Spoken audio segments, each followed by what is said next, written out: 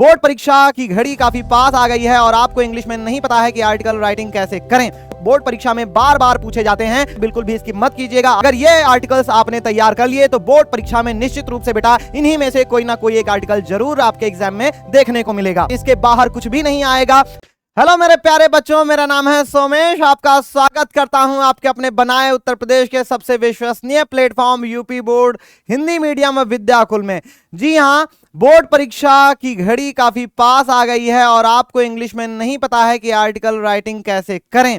कौन कौन से वो इंपॉर्टेंट आर्टिकल्स हैं जो बोर्ड परीक्षा में बार बार पूछे जाते हैं, तो ये वीडियो आपके लिए है, बिल्कुल भी स्किप मत कीजिएगा। आज मैं आपके लिए लेकर के आया हूं 10 सबसे ज्यादा इंपॉर्टेंट आर्टिकल्स। जी हां, अगर ये आर्टिकल्स आपने तैयार कर लिए तो बोर्ड परीक्षा में निश्चित रूप से बेटा इन्हीं में से कोई ना कोई एक आर्टिकल जरूर आपके एग्जाम में देखने को मिलेगा।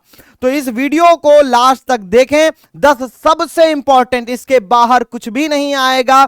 हमने पिछले 10 से 15 वर्षों के बोर्ड पैटर्न को ध्यान में रखते हुए बेटा आपके लिए ये वीडियो लेकर के आया हूं। ये आर्टिकल्स हमने तैयार किया है, तो बिल्कुल इसको देखते रहें। पहला है डाउरी सिस्टम और डीमेरिट्स ऑफ डाउरी सिस्टम।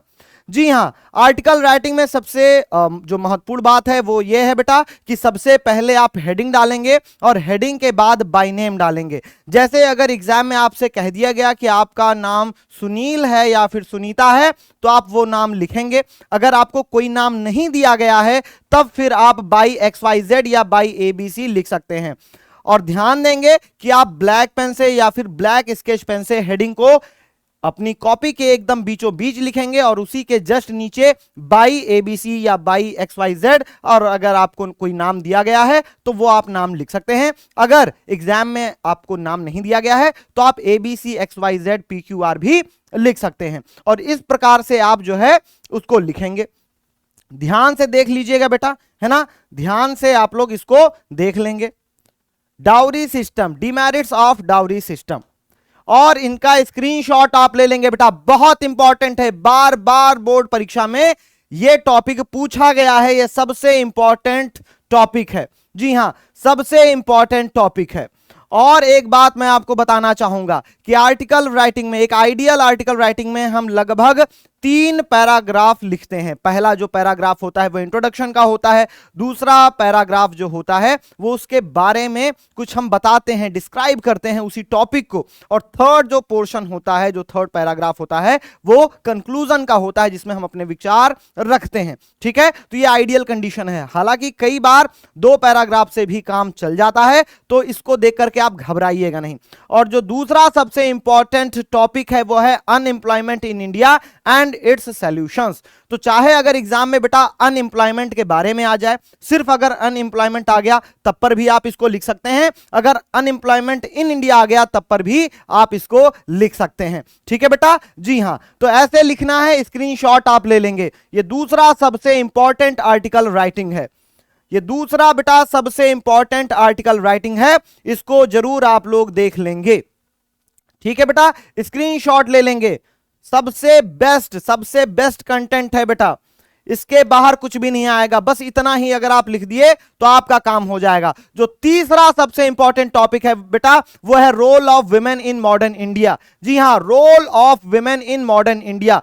अगर ये आ गया तब आप इसको लिख सकते हैं। विमेन इंपावरमेंट पर आ गया तब पर भी आप इसको लिख सकते हैं। जी हां, तो इन दोनों केस में आप इसको लिख सकते हैं, और एकदम साफ सुथरा, एकदम नीट एंड क्लीन, अच्छी हैंडराइटिंग में लिखेंगे बेटा। बीच में आपकी हेडिंग होनी चाहिए, उसके जस्ट नीचे बाय नेम, और उसके बाद आप अपना पैराग्राफ लिखना शुरू करेंगे। ठीक है, जी हां, तो वो पहला पैराग्राफ था बेटा, ये दूसरा पैराग्राफ है, और उसी प्रकार ये तीसरा पैराग्राफ है। ठीक है, जी हां, और ऐसे ही आपका कंप्लीट हो गया।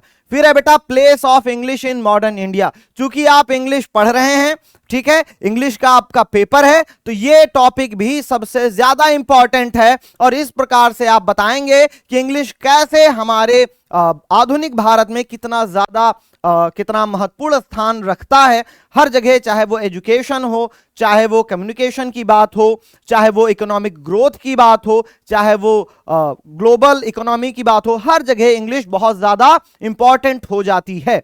ठीक है बेटा, जी।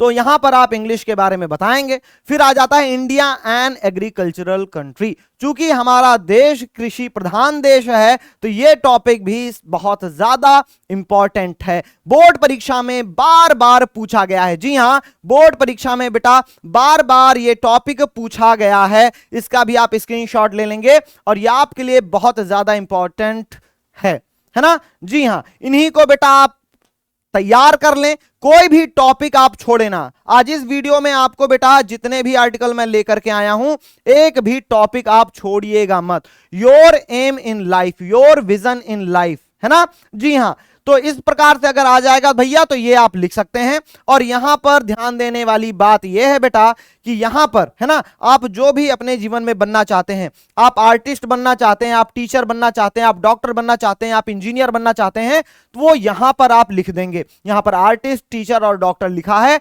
आप जो कुछ भी बनना चाहते हैं, है ना बेटा, आईएएस बनना चाहते हैं, सिविल सर्वेंट बनना चाहते हैं, पुलिस ऑफिसर बनना चाहते हैं, कुछ भी बनना चाहते हैं तो वो आप यहां पर लिख देंगे और ये आपका कंप्लीट हो जाएगा। इसका भी स्क्रीनशॉट आप ले लीजिए। बोर्ड परीक्षा में देखा गया है कि ये बार बार पूछा जाता है, बार बार इन्हीं से क्वेश्चंस बन जाते हैं। फिर आता है science in the service of Mankind, तो भैया साइंस के बारे में, ठीक है, साइंस से रिलेटेड कोई भी अगर आ जाता है तो आप इस आर्टिकल को लिख सकते हैं। ठीक है बेटा, इसका भी स्क्रीनशॉट ले लेंगे। ये सबसे इंपॉर्टेंट बेटा आर्टिकल्स हैं, पूरे YouTube पर आपको नहीं मिलेगा। जी हां, पूरे YouTube पर आपको ये कहीं भी नहीं मिलेगा। ध्यान से आराम से स्क्रीनशॉट ले लेंगे और बेटा इसको अच्छे से तैयार कर लेंगे। Importance of games and sports, तो आपको खेल का महत्व बताना है।